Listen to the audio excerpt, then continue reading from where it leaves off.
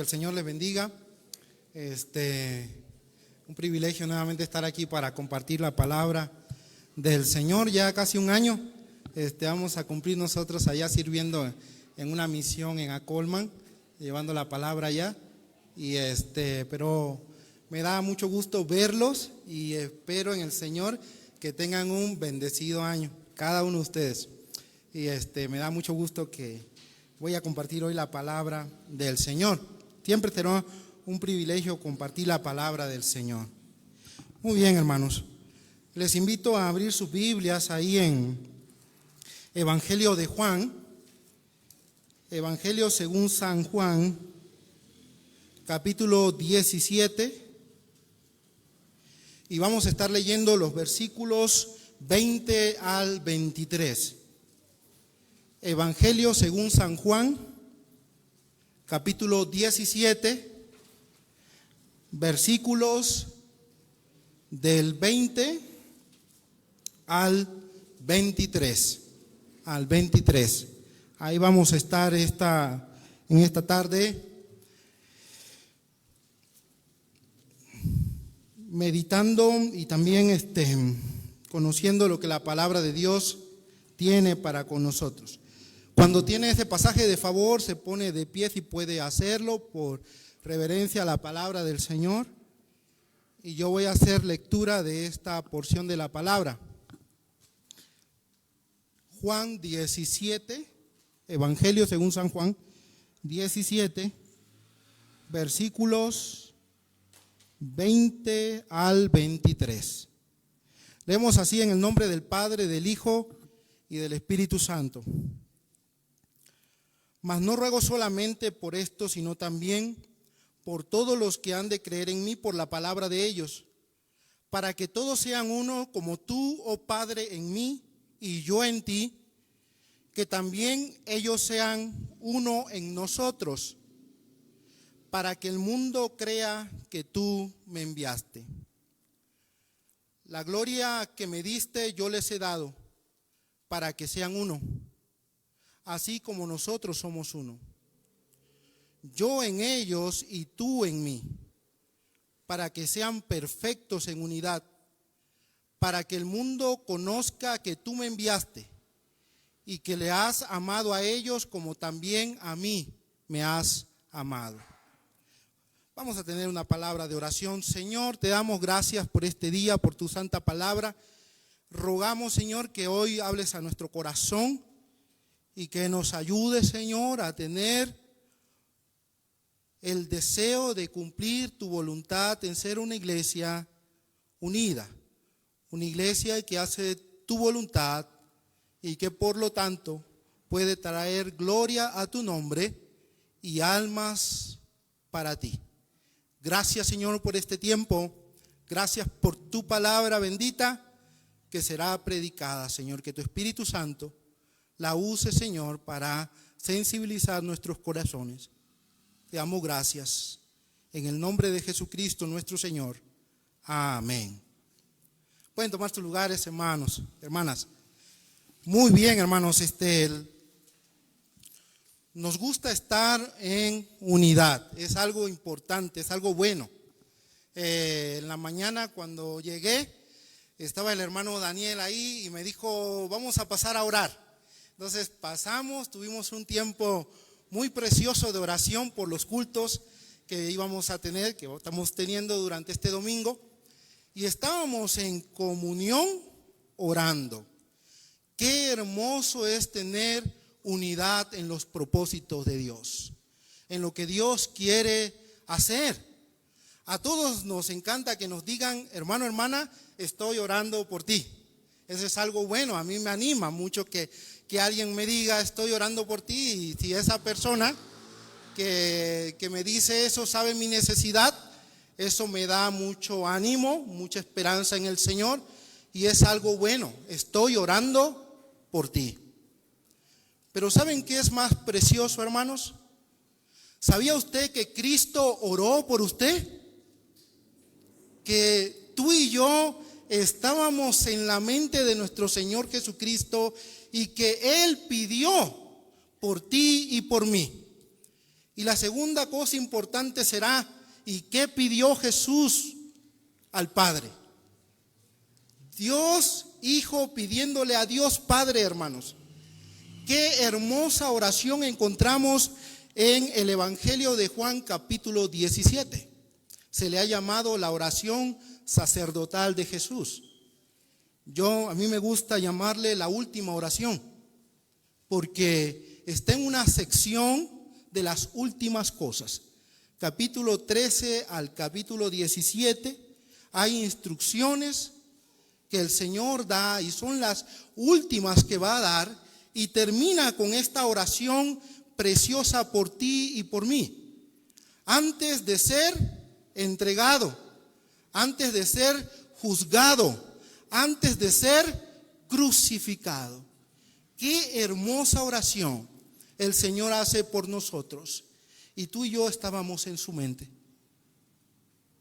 Es una oración que nos debe animar a todos, hermanos. Y es mi propósito en esta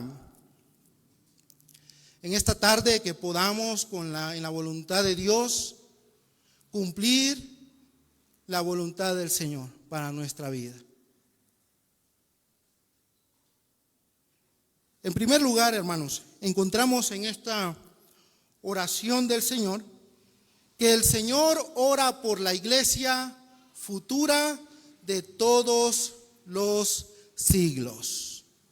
Y aquí encontramos dos cosas importantes acerca del ministerio de nuestro Señor Jesucristo.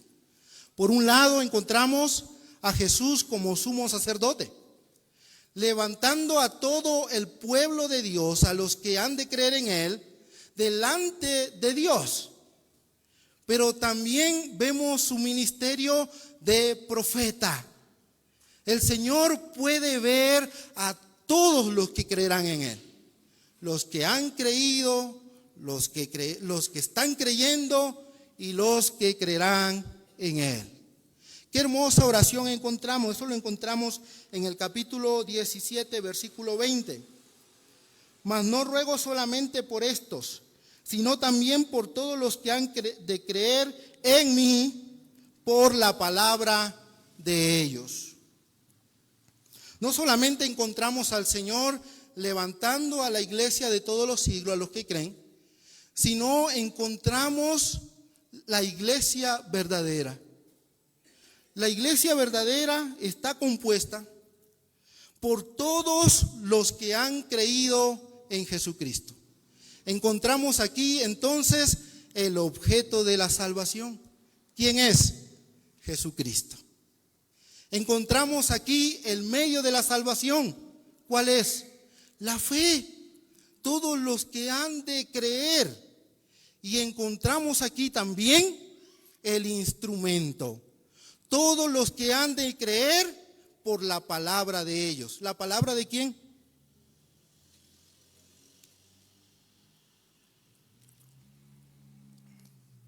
En el contexto, hermano, de este pasaje son los apóstoles del Señor. Los que el Señor le había dado al Señor Jesucristo, los apóstoles del Señor, y le dice, los que han de creer por la palabra de los apóstoles. Toda iglesia que es la iglesia verdadera es una iglesia apostólica, hermanos. Es una iglesia que cree en lo que los apóstoles y el que el Señor Jesucristo predicó. ¿Cuál es la predicación apostólica?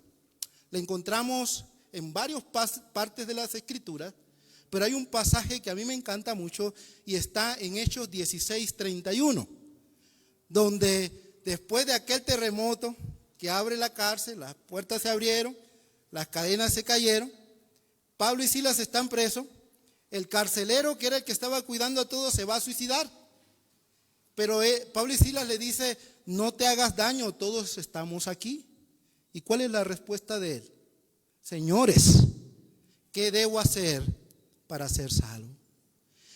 Y la respuesta apostólica es, cree en el Señor Jesucristo y serás salvo tú y tu casa. La predicación apostólica. Todos nosotros hemos creído en Jesús, hermanos. Espero que sí. Que parte de la oración que el Señor está haciendo aquí? Porque de esa manera vamos a ser animados a servir a Dios. Pensar que Jesucristo me tiene en su mente y está orando por mí. Pero si tú aún no eres parte de ella y no has creído en Jesús, déjame decirte que todavía es tiempo. Aquí encontramos el medio de salvación. Ven a Cristo hoy, confía en Él y entonces serás salvo. Serás incluido en esta oración. No solamente ellos, hermanos, todos los que creerán después. Qué maravillosa oración hace el Señor por la iglesia de todos los siglos. Él lo podía ver, los que han de creer por la palabra apostólica, por la palabra de ellos. En segundo lugar, el Señor ora aquí por unidad, por la unidad de la iglesia. Versículo 21. Para que todos, o sea, los que han creído, sean uno como tú, oh Padre, en mí y yo en ellos. Para que todos sean uno como tú, oh Padre, en mí y yo en ti, que también ellos sean uno en nosotros, para que el mundo crea que tú me enviaste. En segundo lugar, encontramos aquí una oración por unidad. ¿Qué tipo de unidad? ¿Será que el Señor está hablando aquí de una unidad ecuménica de todas las iglesias, que se unan todos? Ya ve, hermano, que hay una corriente que se llama así, la corriente ecuménica, que es que todas las religiones se unan, es decir, los budistas, los musulmanes, cristianos, todos unidos orando y alabando al mismo Dios. Cosa que es una falsedad, porque tendrían que leer Juan 14:6, donde Jesús dijo: yo soy el camino, la verdad y la vida. Nadie viene al Padre sino por mí. Y algunos piensan que Jesús está hablando de este tipo de unidad. Por supuesto que no. ¿De qué tipo de unidad está hablando el Señor? ¿Será que el Señor está hablando de una unidad donde todos somos iguales? Unidad y uniformidad no son iguales, porque en realidad en la pluralidad de la iglesia hay un gran potencial que no se está aprovechando adecuadamente. Es decir, cada uno con sus dones que Dios les ha dado para servir a Dios. Entonces, por supuesto, no está hablando de este tipo de unidad. Algunos dicen que están en unidad porque no les queda más remedio que estar ahí. ¿Será ese tipo de unidad? Algunos piensan así, ¿verdad? Estoy porque ya no me queda más remedio, pues participo nada más. No es ese tipo de unidad. La unidad que está hablando aquí el Señor,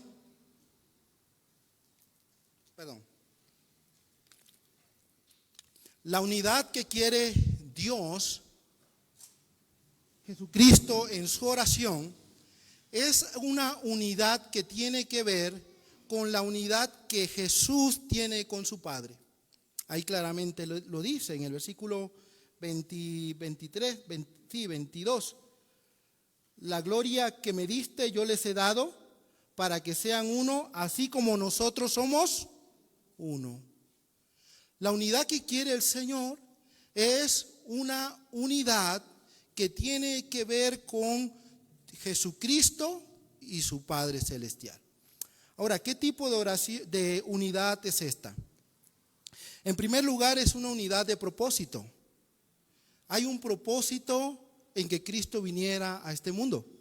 Hay varios pasajes en el libro de Juan que hablan de esto, pero a mí me gusta mucho Juan 1:18. Vamos allá. Evangelio de Juan, capítulo 1, versículo 18.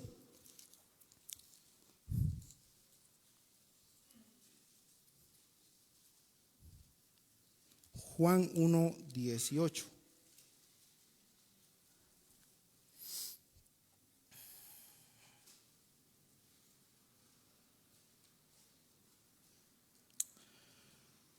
A Dios nadie le vio jamás. El unigénito Hijo que está en el seno del Padre, Él le ha dado a conocer.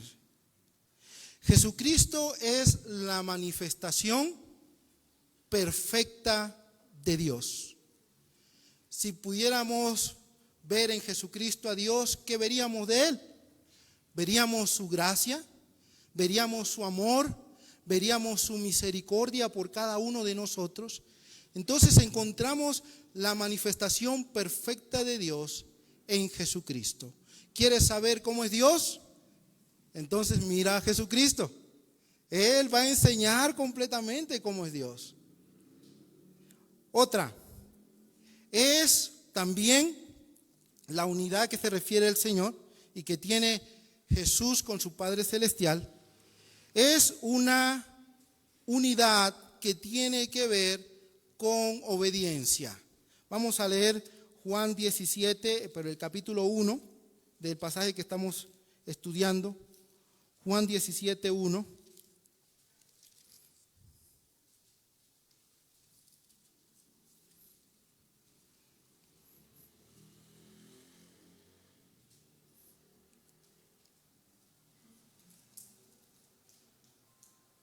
Estas cosas habló Jesús y levantando los ojos al cielo dijo: Padre, la hora ha llegado, glorifica a tu Hijo para que también tu Hijo te glorifique a ti. Jesús viene a cumplir el propósito de Dios. Por supuesto, ahí glorificar tiene que ver con el plan de Jesús de morir por la humanidad. Iba a ser glorificado. Pero también tiene que ver con una unidad de comunión. Jesucristo y Dios están en una comunión íntima, una comunión perfecta y una comunión de amor. Note lo que dice al final en el capítulo 17, versículo 24. Padre, aquello que me has dado, quiero que donde ellos estén, donde yo estoy, también ellos estén contigo, para que vean mi gloria que me has dado, porque me has amado desde antes de la fundación del mundo. Hay una unidad perfecta entre Jesús y Dios. Es una unidad de propósito, es una unidad de comunión, están en comunión íntima. Y es una unidad que tiene el vínculo perfecto del amor. Esa es la unidad a la cual se refiere aquí Jesucristo. Ahora, hermanos, si preguntáramos, ¿es posible tener esa misma unidad en nuestras iglesias? ¿Qué piensan? ¿O será que el Señor, miren quién está orando? Está orando Dios Padre, a Dios Hijo, a Dios Padre, y le está pidiendo esto. Ahora, ¿será que es un imposible que podamos tener este tipo de unidad en nuestras iglesias? Yo creo que no, hermanos. Creo que es posible tener una unidad de propósito en nuestras iglesias, una unidad que tiene que ver con la comunión entre unos y otros, o lo que la Biblia llama la coinonía. Fíjense, la iglesia del Nuevo Testamento así era. Recuerdan, hermanos, que en el libro de los Hechos, capítulo 1, encontramos a una iglesia que está esperando la venida del Espíritu Santo. Y claramente el escritor del libro de Hechos, que fue también el escritor del Evangelio de Lucas, claramente enseña que ese puñado de creyentes que estaban ahí estaban unánimes juntos. Qué buenas características. Unánimes juntos esperando la venida del Espíritu Santo. ¿Y qué sucedió, hermanos? Dios envió su Espíritu. Fueron bautizados con el Espíritu Santo de Dios. Y de un puñado de cristianos que había ahí, se convirtieron en miles de cristianos. La iglesia del primer siglo es una iglesia realmente triunfante, hermanos. Es una iglesia imparable. Eran pobres, eran perseguidos, tenían limitaciones de geografía, porque no estamos hablando de los tiempos actuales, y aún así pudieron cumplir la voluntad de Dios, que era que serán testigos, en Hechos 1:8, serán testigos en Jerusalén, en Judea, en Samaria y hasta lo último de la tierra. Note que en el libro de los Hechos así sucedió. Comenzaron en Jerusalén, pero se quedaron ahí. Bueno, si estuviéramos en un estudio, no pudiera decir más en cuanto a eso. Pero la cosa es que no se quedaron solamente en Jerusalén. En los planes de Dios también avanzaron un poco más. Jerusalén, ahora la provincia de Judea, ahora Samaria, un poco más allá. Y luego lo último de la tierra, que para ellos en aquel entonces era el Imperio Romano, o los límites del Imperio Romano. ¿Qué sucede en Hechos capítulo 28? Termina el libro de los Hechos y encontramos al apóstol Pablo predicando en una prisión domiciliaria. ¿Dónde? En Roma. Así lo cumplieron perfectamente. La iglesia del Nuevo Testamento, la iglesia del primer siglo, es una iglesia que está en una unidad de propósito, lo cual les permite avanzar. Están buscando la bendición de Dios a través del ejercicio de la oración, a través del ejercicio de la predicación de la palabra. Están unánimes juntos, pero en ese propósito de avanzar el reino de Dios. Ahora, hermanos, yo me pregunto entonces si nuestra iglesia, no me refiero solamente a esta iglesia, pero a la iglesia de Dios, se encuentra en la misma condición de esa iglesia.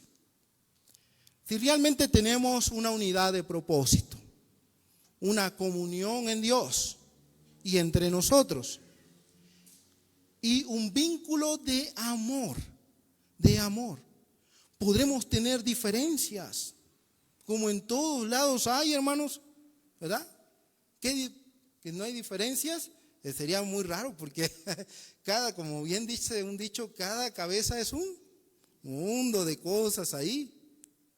Podemos tener diferencias, pero nunca debe faltar el amor. El amor es el vínculo perfecto. El amor nos une en Dios. Tengo una frase que me gustó mucho de Juan Wesley, y aquí voy a leerla.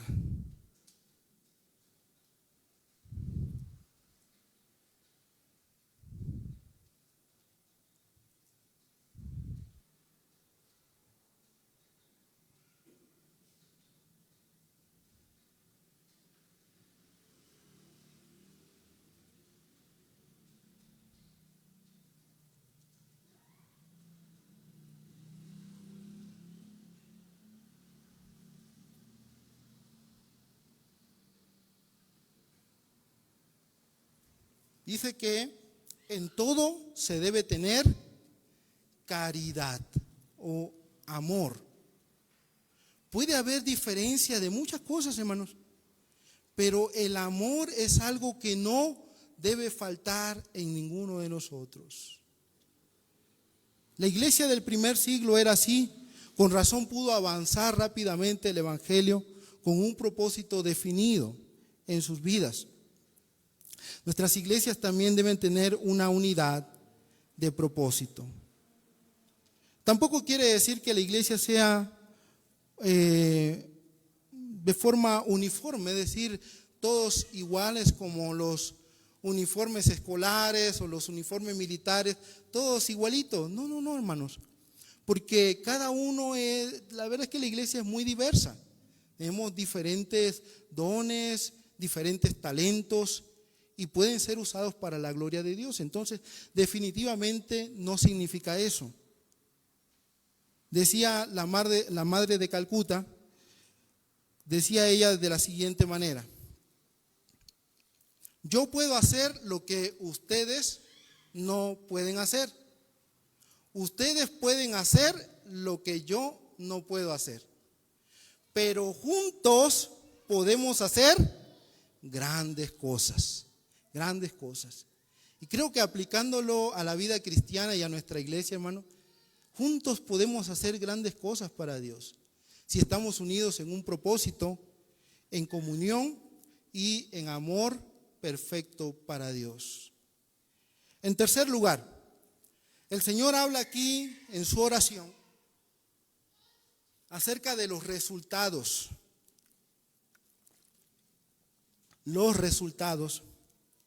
de una iglesia que está unida en un mismo propósito. Lo encontramos en el versículo 23. Yo en ellos y tú en mí, para que sean perfectos en unidad, para que el mundo conozca que tú me enviaste y que los has amado a ellos como también a mí me has amado. Aunque nos sentimos bien con la comunión que debemos tener los unos con los otros, yo me siento bien cuando hay comunión. Bueno, ¿quién se siente bien cuando hay peleas, hermano? Cuando hay peleas incluso uno no quiere ni estar porque es incómodo. O cuando no se siente bien, pero cuando hay comunión los unos con los otros, ahí queremos estar. Una comunión de propósito, llevando el evangelio, unidos, sirviendo a Dios, comunión. Eso es bueno. Pero el propósito último de la comunión de la iglesia es que el mundo conozca que tú me enviaste, dijo Jesús.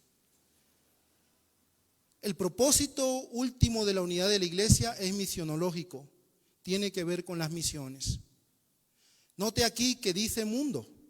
Por supuesto no se refiere al mundo como globo terráqueo, se refiere a las personas que habitan el mundo.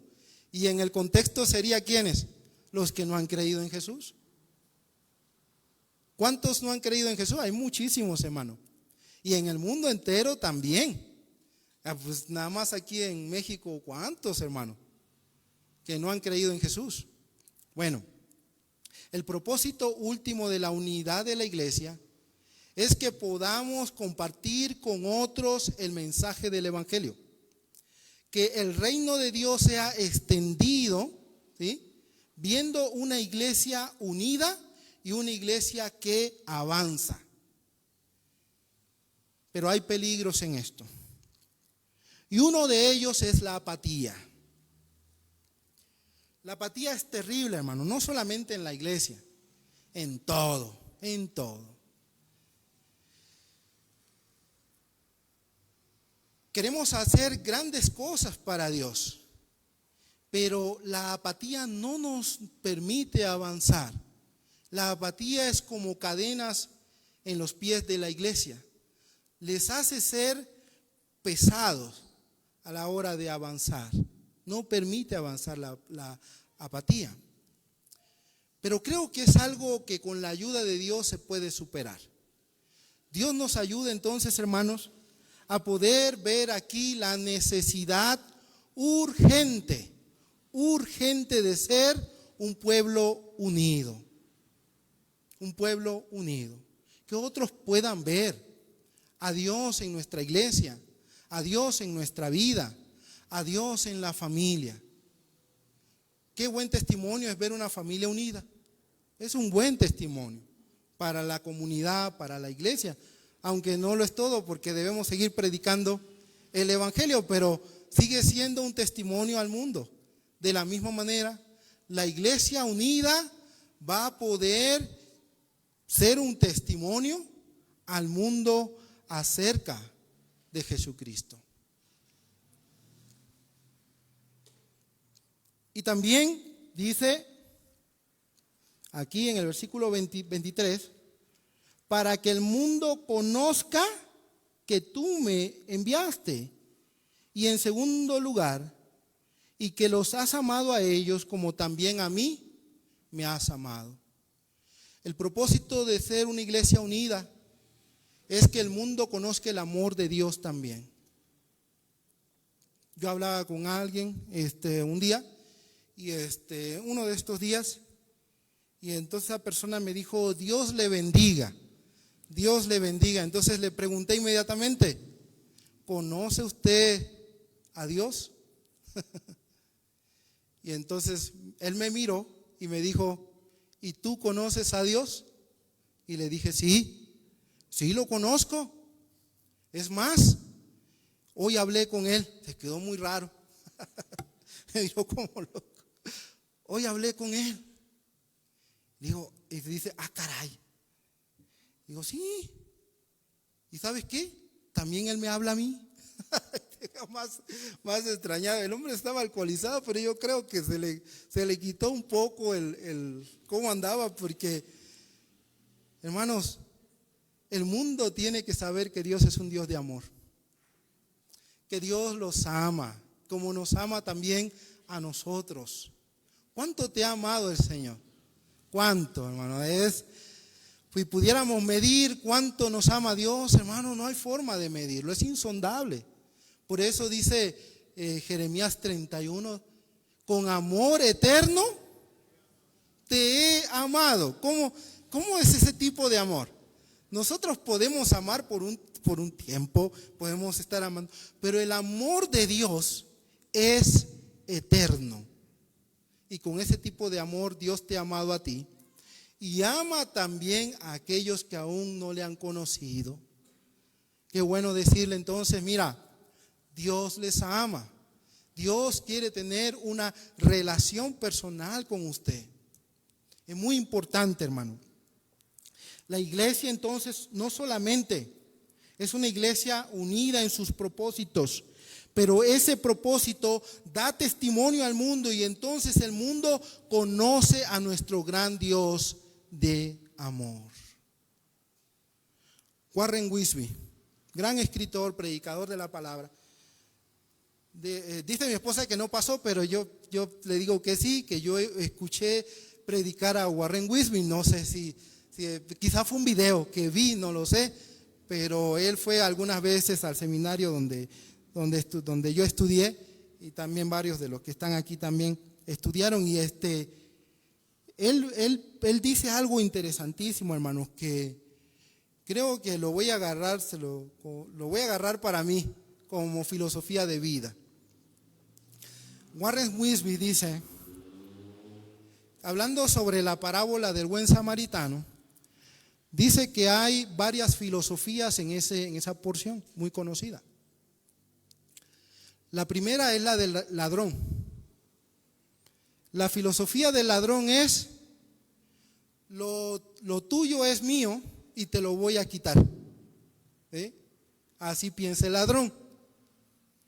La filosofía de los religiosos que pasan de largo es, lo mío es mío y no te lo voy a compartir. Así pasa muchas veces. Que las almas se pierden, que los hagan los otros, pastor, misioneros, vayan. Ellos son los que han sido llamados. Y hago como que no veo el sufrimiento de las almas, del que se pierde, del que necesita ayuda, porque lo mío es mío, no quiero compartirlo. Pero la filosofía del samaritano es, lo mío es tuyo y lo voy a compartir. Lo voy a compartir.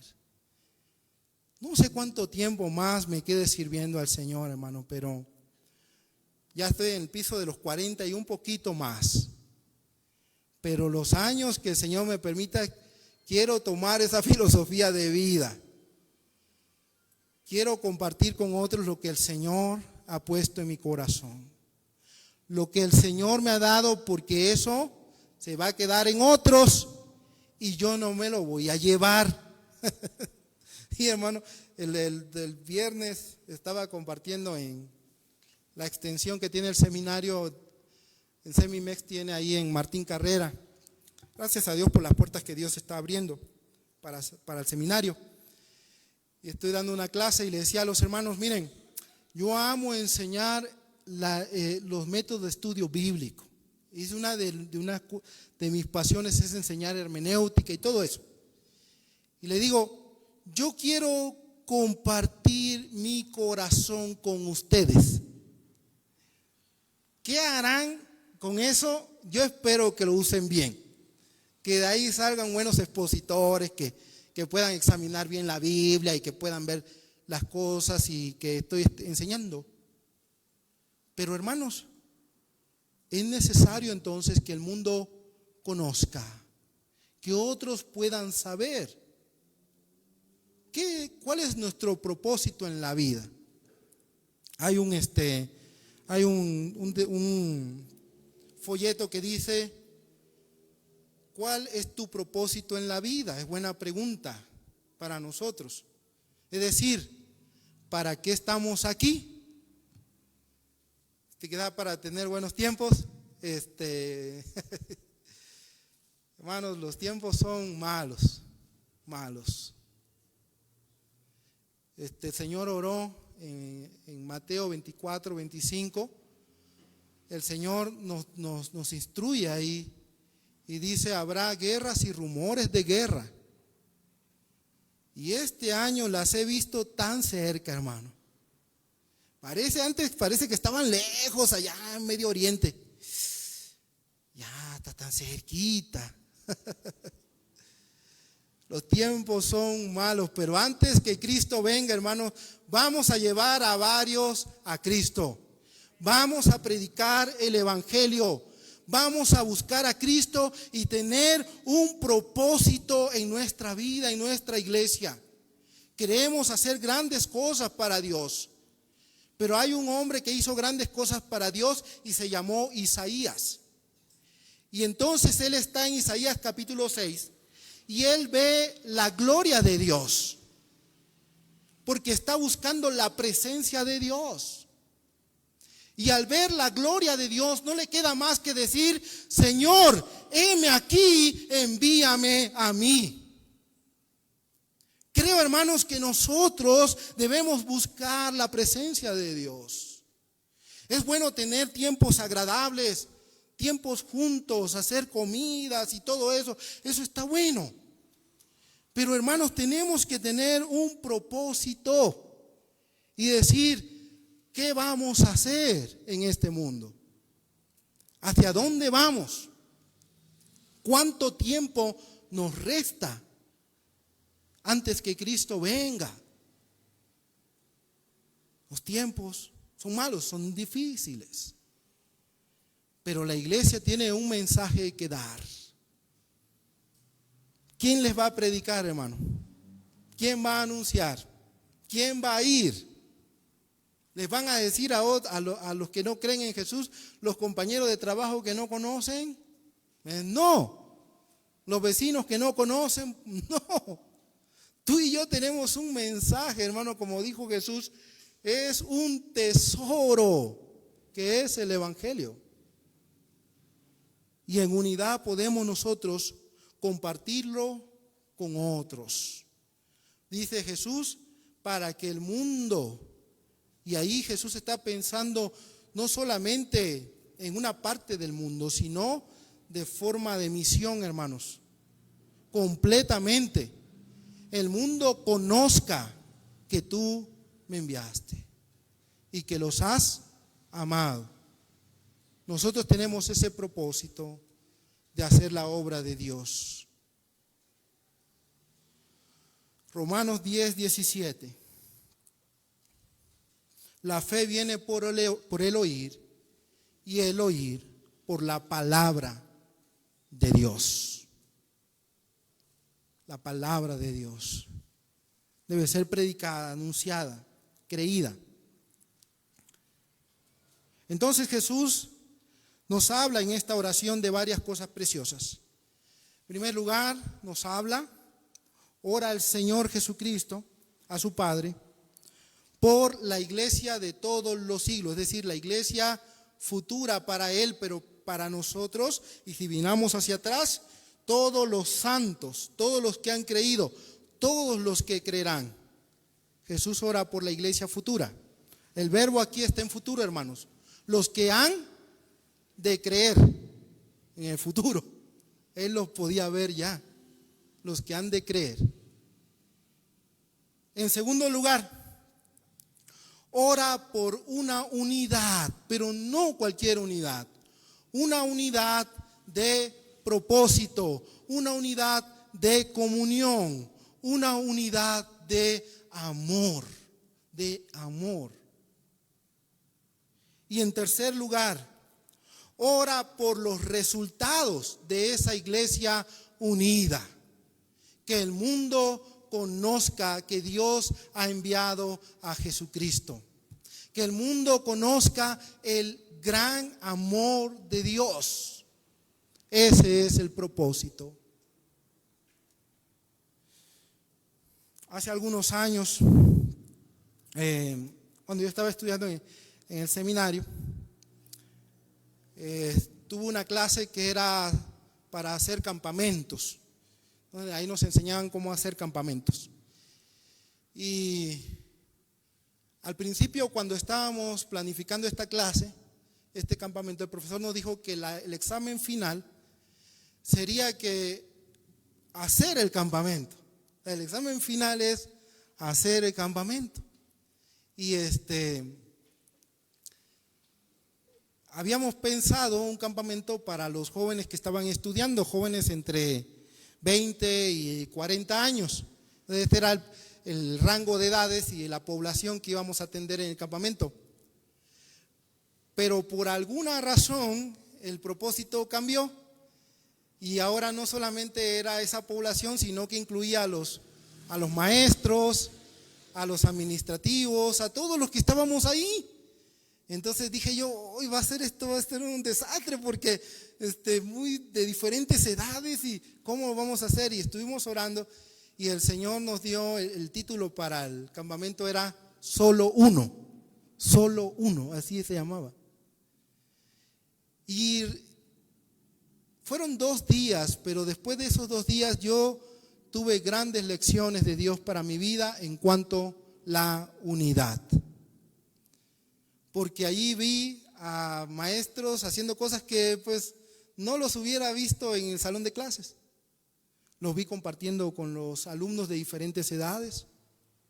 A la hora de alabar, todos juntos estábamos alabando al Señor. Y en la enseñanza, después de la enseñanza podíamos compartir con gente que tenía más experiencia que nosotros.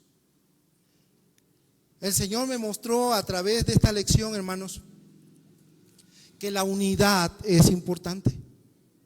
Que si estamos unidos con un propósito, entonces podemos lograr grandes cosas para Dios, grandes cosas para el Señor. El Señor ora por una iglesia de todos los tiempos, la iglesia de todos los tiempos. El Señor ora por una iglesia unida. El Señor ora por una iglesia con un propósito definido, y es que el mundo conozca que Dios ha enviado a Jesucristo a morir por sus pecados. Ese es el propósito de la iglesia. Pero ahora, para concluir este sermón, pudiéramos preguntar: ¿Dios respondió y responderá la petición que le hace el Señor Jesucristo? Por supuesto que sí. Él la va a contestar. De hecho, yo creo que la contestó perfectamente en la iglesia del primer siglo, hermano. Creo que sí, completamente. Pero la va a contestar en aquellos que estén dispuestos a guardar el vínculo de la paz. Efesios capítulo 4. Efesios 4.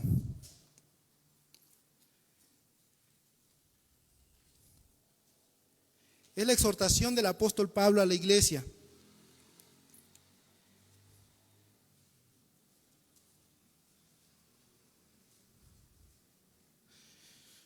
Yo pues preso en el Señor, os ruego que andéis como es digno de la vocación con que fuiste llamado, con toda humildad y mansedumbre, soportándoos, ¿cómo? Con paciencia los unos a los otros.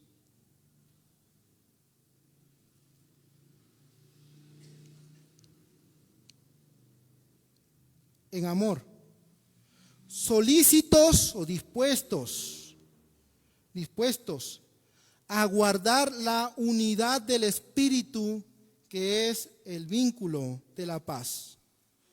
Un cuerpo y un espíritu, como fuisteis también llamados a una misma esperanza de vuestra vocación, un Señor, una fe, un bautismo, un Dios y Padre de todos, el cual es sobre todos y por todos y en todos. Dios quiere cumplir esta oración en nosotros, hermanos, pero ¿cuántos estarán dispuestos a mantener la unidad? Qué buena exhortación nos da el apóstol Pablo aquí para nosotros como iglesia. La unidad es importante. La unidad logra grandes cosas para Dios. En el nombre del Señor, Dios nos ayude siempre a ser una iglesia unida en los propósitos de Dios. Padre, gracias por este día que nos has dado, gracias por tu cuidado y gracias, Señor, porque tú eres unido con tu Padre y quieres que tu iglesia también esté unida para cumplir el propósito aquí en la tierra. Ayúdanos, Señor, como iglesias a estar unidos para el propósito de llevar almas a Cristo. Propósito de orar, Señor, y de implorar tu misericordia. Gracias por tu Espíritu Santo, Señor, que va por delante, que va sanando corazones, Señor, y que va abriendo puertas para la iglesia para seguir compartiendo. Gracias, Señor, por tu gran amor, porque en aquella oración nos viste a nosotros y nos amaste. Has amado a nosotros y sigues amando a aquel que está perdido. Ayúdanos pues, Señor, a ver la necesidad de las almas y a cumplir tu propósito en esta tierra. Gracias, Señor, por este tiempo y así pedimos todo en el nombre de Jesucristo, nuestro Señor y Salvador. Amén. Que el Señor le bendiga, hermanos.